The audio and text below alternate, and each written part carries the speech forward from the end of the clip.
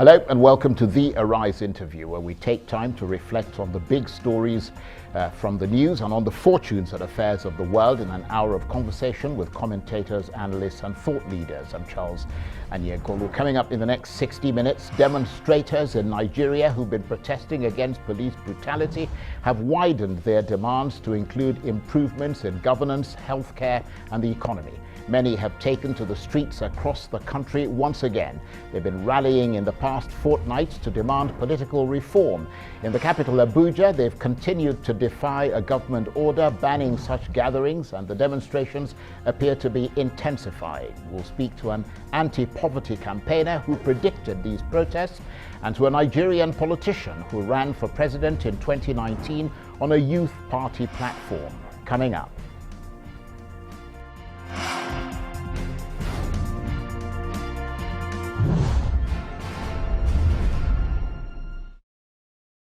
So, the Nigerian government makes several concessions to large crowds who've continued to rally across Nigeria, demanding far-reaching political reforms and an end to police brutality. The government has disbanded the hated and feared police unit known as SARS and has started the process of setting up judicial panels of inquiry across all 36 states of Nigeria. But the protesters say it doesn't go far enough and needs to go much further than just words. In the capital Abuja, they've defied a government order banning such gatherings, and in the commercial city of Lagos, mostly young activists have been turning out onto the streets in huge numbers. The demonstrations have been taking place consistently for nearly 2 weeks, but they appear to have intensified over the weekend. The army are out on the streets of Abuja, but they say their presence is unrelated to the protests. Because I think it is right to protest. It is wrong to have bad things happening. When I was of your age, this country did not look this bad. We all had future. There is no future. Children are no progress. Wrong. Rather than that, there is too much money going into wrong hands. And I think we should stop bad policing, wickedness, bad policing. I say hashtag zero tolerance to bad governance. This is the second generation. My father is the first generation. I'm the second generation. My son is here. He's been in charge of the cleanup crews that clean up every night. That's the third generation. We cannot have 3 generations of Nigerians fighting for Nigeria and continue this way. Nigeria is a great country. Nigeria must remain united. Qualified young people, they should be doing something. Nigeria has a future, and we need to fight for it. I will reach 89 years of age and see a situation like this where my youth have no future. I don't understand it. If you are in the government and you are chopping money, get out of the bloody government. This country has got fresh job, pleasurable young people, brainy people. We can make progress of Nigeria rather than this nonsense that we're having. Don't forget that many of the people my father's age cannot be here because this country has failed them. They are in wheelchairs. They are not even here because they had no health care. So that they are not here is not because they don't want to be here. That's why my father came. Extraordinary. Well, my first guest today, Father George Ehusani, is among other things an anti-poverty campaigner, human rights activist and social commentator who's been described as one of the most gripping clinical analysts of the Nigerian condition today. In a recent homily delivered to a packed audience, Father George warned that there will be neither rest nor tranquility in Nigeria until the rights of the people are guaranteed. And in a powerful poem he wrote earlier, he predicted that the whirlwinds of social upheaval will shake the very foundations of this country. Father Ehusani is the chaplain of the Lux Terra Leadership Foundation, and he joins me now in the studio. Thank you very much indeed for coming. Thank you, Charles, for having me. And you had a bit of a battle getting here, didn't you? Oh yeah, because the protesters are on the airport road now, and it was a bit difficult, but I got here, thank God. Well, we appreciate your presence. Reflect more on the events in Nigeria in the past fortnights for us through your analytical lens. There is a dimension of what has been happening in the last 2 weeks that is very gratifying to me. That we have young people that have come of age and want their voices heard. And what should surprise many of us pleasantly is the organization, the efficiency, the sophistication in their arrangements, the volunteerism, the selflessness, the sense of sacrifice. I mean, we have hundreds of doctors out with the demonstrators, with the protesters, ready to assist. There is blood donation made available, food made available. The sophistication, even in the way fundraising. I mean, I hear people talking about, oh, they have sponsors and so on. This is crowdfunding. Within an hour of setting up a payment platform, these people got millions of naira.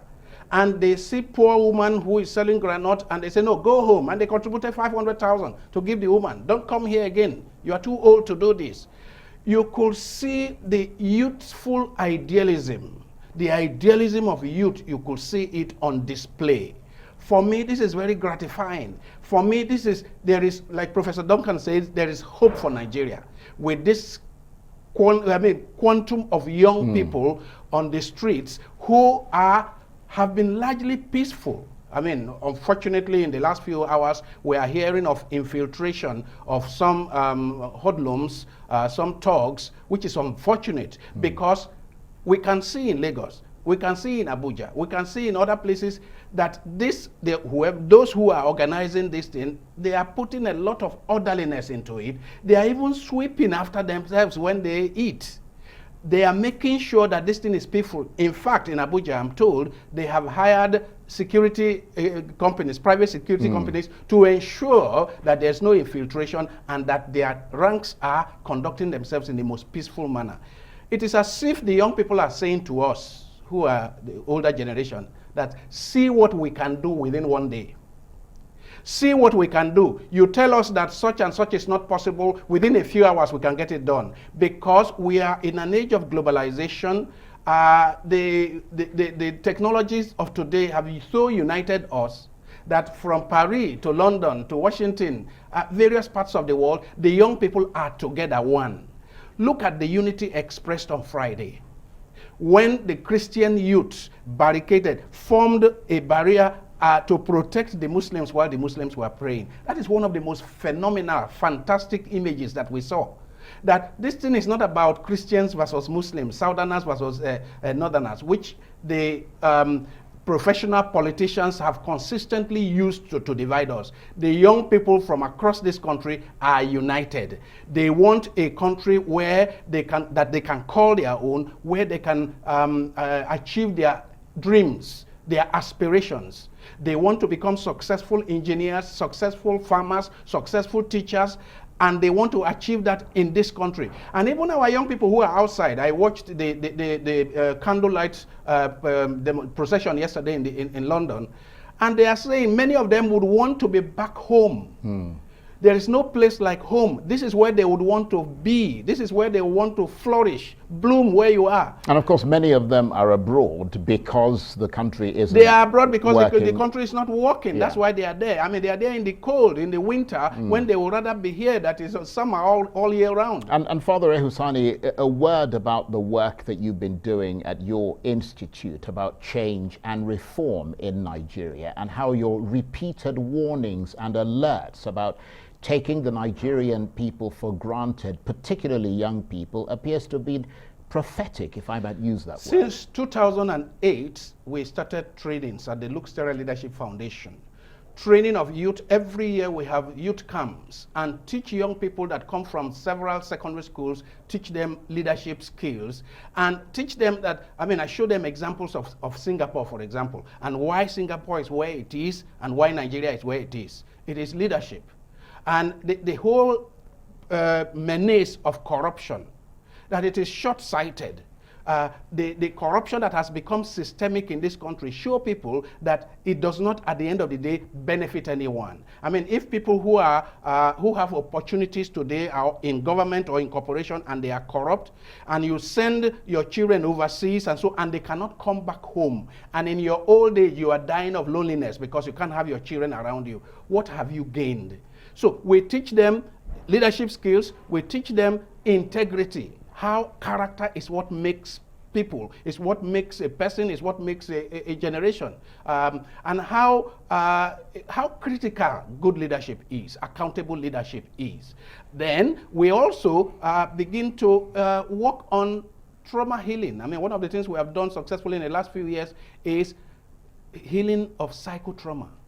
The extent to which Nigerians are sick, I mean, mentally, most people are traumatized. What is being acted on the streets today is pent-up anger. Some of that is needed in order to heal. Because otherwise, what you have is whenever it breaks out, whenever it blows over, it's going to be dangerous. So that we have a group of young people who are able to organize peaceful protests. Not that all our problems will be solved overnight, but it is an opportunity for people to speak out. Well, absolutely. And we've heard a lot of stories about the experiences of individuals with police exploitation, which is one of the issues. I mean, there are many issues now, but police exploitation and brutality. But is there one that you would wish to tell that would highlight the kinds of experiences that these young people that you deal with have had, which would bring the rationale behind these protests home to people? There is hardly any Nigerian that has lived in Nigeria in the last 10, 20 years that has not experienced police brutality firsthand. While at the Catholic Secretariat, I was involved. I got a group of lawyers to get engaged in going to detention centers of police stations to free people. There are people who have been in detention for 1, 2, 3 years without ever being taken to court. And you go in there and what you see are skeletons. You wonder why these people are still alive, if not the strength of the human will. They are kept there. Some are tortured continuously and never taken to court. And you say, fundamental human rights. Do the people who superintend our society understand what are called fundamental human rights? How are we treating ourselves like this? And we sat down in this country at the beginning of this year or in the middle of this year, and we're watching Black Lives Matter. And many people were making statements, you know, self-righteous statements about the lives of black people in the US. But the way we treat one another in this country, the way the privileged treat the less privileged. I mean, just think about, for me, I always say that these motorcades, what do you call them, kill and go, some big official is going to the airport and he has 25, 30 vehicles and he has pilot vehicle in front, he has bulala wielding soldiers and so on and so forth, chasing citizens, those that you are paid to serve, chasing them out of the road. And I know I have stories of people who have been chased into the gutter and are wounded and nobody cares. So they are left to themselves and their relations to take care of them. Some public official, their orderlies, chase them out of the road. They end up in hospital. Nobody cares. Now, I think it is time to put an end to this. And we have tried in the last 20, 30 years to cry about this. I don't know the number of articles I have published concerning police brutality in this country and the violence that is the violence of our leaders in this country.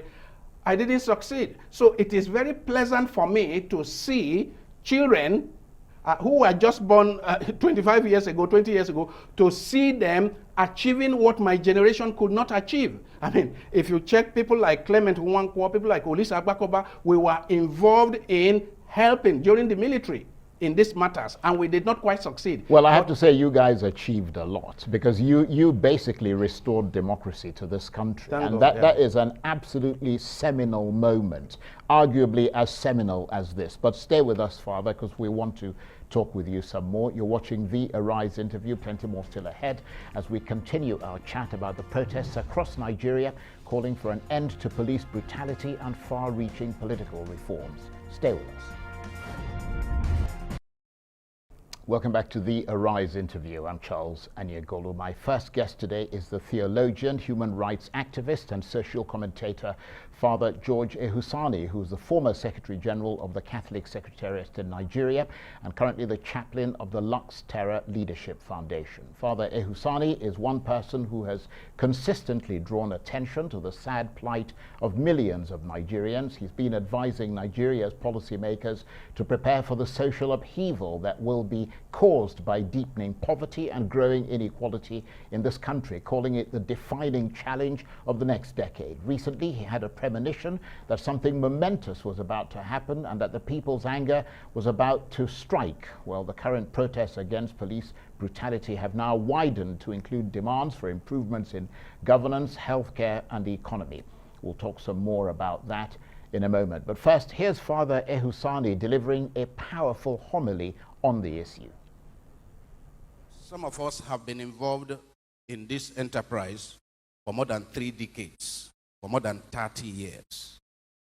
And it is a matter of joy to see that our young people are taking it on. And as they are taking it on, they are doing it with the kind of sophistication that we were not able to apply 30, 20, 10 years ago. Some of you have heard that they are using technology, making optimum use of technology to the extent that they have no problem with funding. There is no money bag that is funding them. It is called crowdfunding. And the crowdfunding is coming from everywhere within this country and from their friends and colleagues and Nigerian young people overseas. Within an hour, I am told, within an hour after a particular payment platform was set up, they got $10,000 within 1 hour. And they have been raising more money, and they are feeding themselves. The people are cooking and taking there. They are making sacrifices, volunteering. They even have galleries for charging phones, which somebody made and brought.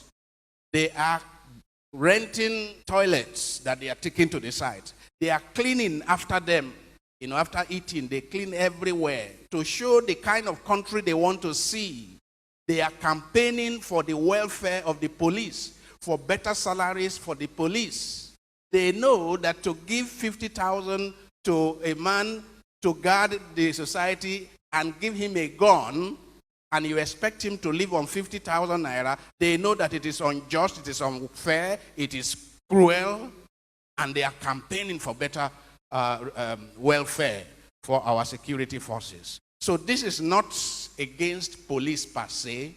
This is against all that is wrong in our society. Father George Ehusani, and the human rights activist, social commentator, and former Secretary General of the Catholic Secretariat in Nigeria. Father George, currently the chaplain of the Lux Terra Leadership Foundation, is still with me in the studio. Thank you, Father, for staying with us. Thank you. What is it about your career path and the many years you've spent in Nigeria, but also abroad, that motivates you to continue to pay close attention to issues such as this one in Nigeria? Well, I was inspired by the passage of Luke chapter 4, verse 16 to 20. Jesus Christ says, "The Spirit of the Lord is upon me. I have been anointed to preach good news to the poor, to open the eyes of the blind, to set the captives free, and to declare the year of favor for the Lord." Jesus has come not only to prepare us for heaven, he has also come to make sure that his civilization of love reigns in this world. His civilization of love, of compassion, of forgiveness, of mercy.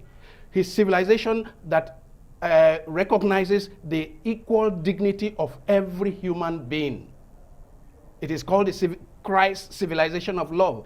Christ that has a preferential option for the poor. I mean, if you read Matthew's Gospel, chapter 25, verse 31 to 46, "As you did it to the least of my brethren, you did it to me." It's called the preferential option for the poor that Jesus Christ has taught us. So, with anyone who is a gospel bearer, a gospel preacher, if it is going to be the complete gospel, you cannot just be preaching that God will bless you, God will bless you. The structures that make it impossible for people to flower, to achieve their optimum, life, you need to critique those structures. You need you need to speak against those kind of evil So a structures. bit like liberation theology, let thy will be done on earth as it is in heaven. As it is in heaven. But of course there are many countries in the world where, I mean, they don't necessarily go to church, but they've come to an understanding, a human understanding of, love your neighbor as yourself. Many of those countries, I hope you know that they have long history of Christian civilization. I hope you know that many of those countries used to be Christian, and a lot of what they learned, they put it into the structures of society. We say we are Christian, we are Muslim, we are Christian, but the best teachings of our faith have not found their way into the structures of our society when it comes to taking care of the poor. I mean, we say, the Judeo-Christian religion, we say that our God is the friend of widows, the defender of widows, the friend of the poor, the father of the orphan. How are we making sure that the orphan, the widow, the poor, how are we making sure that we take care of them so that we can say we belong to that God? This is where we have failed. And a lot of people who have been in positions of authority have failed to apply the best principles of their religion in the running of society. And along the lines of what you're saying, someone wrote recently that majority of Nigerians, I don't know what your take is on this, irrespective of who they are usually quite reckless with power, and that you better pray not to have a Nigerian have some advantage over you, or your life could become a pretty hellish affair. Do you agree with that, or is that a broad generalization? Oh, it's a generalization, but to some reasonable degree it applies, because if it is a gate man somewhere, and he thinks he has some advantage over you, he will use it to oppress you.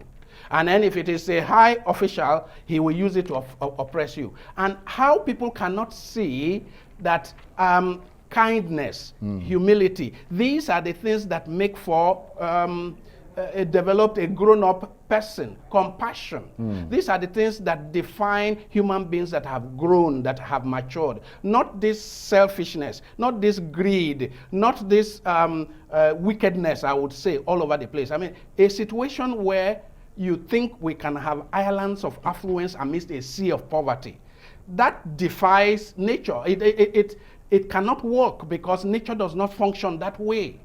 Nature is about balance. That's why everybody is shouting now that with global warming, if there is no balance in nature, we are all doomed. In the same way, in the way we structure our society, if there is no balance, if some people have too little and others have too much, then trouble is coming. I'd just like you to say a few lines. I wrote in 1997 a poem called Nemesis. Nemesis is the irony of injustice and abuse. For those who decree poverty for the poor and those who legislate misery for the lowly can neither prosper alone nor in isolation have peace. The culture of poverty brings not only hunger and starvation, the culture of poverty breeds violence and disorder. So, unfortunately, we have been preparing for this. And they say, if you do not change your course, you will end up where you are headed. And I have been warning for over 30 years. This poem was written in 1997. And I wrote some before then. So, it is not about the particular government in power now. No. It is about the style of leadership we have had from colonial time till now. Well, let me ask you this. This is obviously a unique opportunity to change the course of political history in this country. Do you have confidence that the protesters will get it right and that the government will remain acquiescent? And we've got about a minute before we have to end it. I believe that the protesters will get it right. What I have seen in the last few days with organization, with efficiency, with the optimum use of technology, with unity, with what I have seen, Christian, Muslim, Northerner, Southerner, everybody speaking with one voice and acting for better Nigeria, I believe that the protesters will get it right. I believe that it is time for those of us who are beyond 40, 50 to leave leadership to these young people, because we are analog. They are digital. This is a digital generation. We have no business in leadership these days. We need to begin to retire and let them run the affairs. Because if the people who are in their 20s and 30s and 40s now are not in leadership, how do we think that you can really prepare to compete with the rest of the world in the next 40, 50 years? Okay, Father George Ehusani, the chaplain of the Lux Terra Leadership Foundation, I want to thank you exceedingly. Thank you very much. Thank you very much indeed. You're watching the Arise interview. Plenty more still ahead as we continue our chat about the protests across Nigeria calling for an end to police brutality and far-reaching political reforms. Stay with us.